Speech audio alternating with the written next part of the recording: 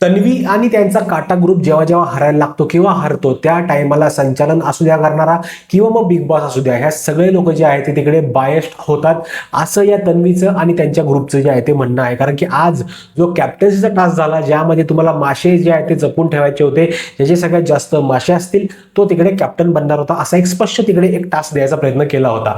पण तिकडे एक गोष्ट अशी घडली की ज्या टायमाला पहिला राऊंड संपला ना, त्यामध्ये राकेश बापट, प्राजक्ता आणि हे संपूर्ण जे लोक आहेत ना, त्यांना जेव्हा बाहेर काढलं ना, त्यानंतर राकेश बापट जे आहेत ते थोडंसं डोकं चालवायचा प्रयत्न करतात आणि ते म्हणतात, सागर तुम्ही इकडे या, तुम्ही संचालन केलेलं आहे. त्यामध्ये त्यांनी हातात ठेवले होते सगळे मासे, ते सगळे जे मासे आहेत ते तिकडे मागे पाहिजे होते जाळीमध्ये, असं काहीही झालेलं नाहीये. तुम्ही बायस्ड पद्धतीने जे आहे ते तिकडे निर्णय द्यायचा प्रयत्न केला. म्हणजे विचार करा मित्रांनो, ज्या टायमाला हे लोक जिंकतात, काहीही करून, फालतूगिरी करून, बायसनेस करून, चिटिंग करून जिंकतात, त्या टायमाला ह्यांना काहीही त्याच्यावर आक्षेप नसतो. तेव्हा ते खूप जास्त खुश आणि आनंदी असतात आणि बिग बॉस पण त्या टायमाला खूप आनंदी असतात, कारण की बिग बॉसला हेच जिंकावे असं हे दरवेळी जे आहे ते वाटत होतं.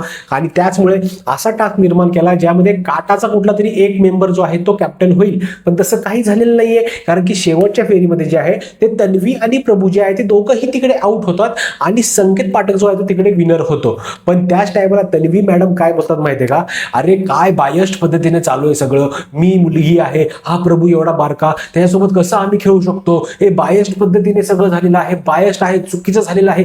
अरे म्हणजे मित्रांनो विचार करा तुम्ही, ज्या टायमाला ह्यांच्या विरोधात गोष्टी जातात त्या टायमाला बिग बॉस पण बायस्ड, त्या टायमाला सगळे संचालक जे करतोय तो बायस्ड, बाकी घरातले सगळे लोक चुकीचे, फक्त काटा ग्रुप आणि तन्वी ही एकटीच बरोबर. असं हे का तन्वीला वाटते ना मला कळत नाही, कारण की तन्वी जी आहे ती घरामधली सगळ्यात फेक सदस्य आहे, ते तुम्हाला मी स्पष्टपणे सांगतो, ते दिसतं पण. कारण की तिच्याबद्दलचे खूप खूप किस्से जे आहेत ना, ते जे इव्हिक्ट झालेले लोक आहेत ते सगळे सांगतात की यार दर वेळेस ती वेगवेगळी बघायला मिळते, आपल्याला देखील बघायला मिळते. किंवा एखादा व्यक्ती एवढा चांगला नसू शकतो, एखादा व्यक्ती इतका मत देणारा नसू शकतो. मित्रांनो बाकी तुमचं या संपूर्ण गोष्टीवर काय मत आहे ना, नक्की मला एकदा कमेंट करून सांगा. कारण की काटा आणि त्यांचा ग्रुप हे संपूर्ण लोक जेव्हा हारतात तेव्हा त्यांना वाटतं की काहीतरी घोळ झालेला आहे, बायस्ड पद्धतीने गोष्टी झालेल्या आहेत. बाकी तुमचं गोष्टीवर काय मत आहे नक्की कमेंट करून सांगा.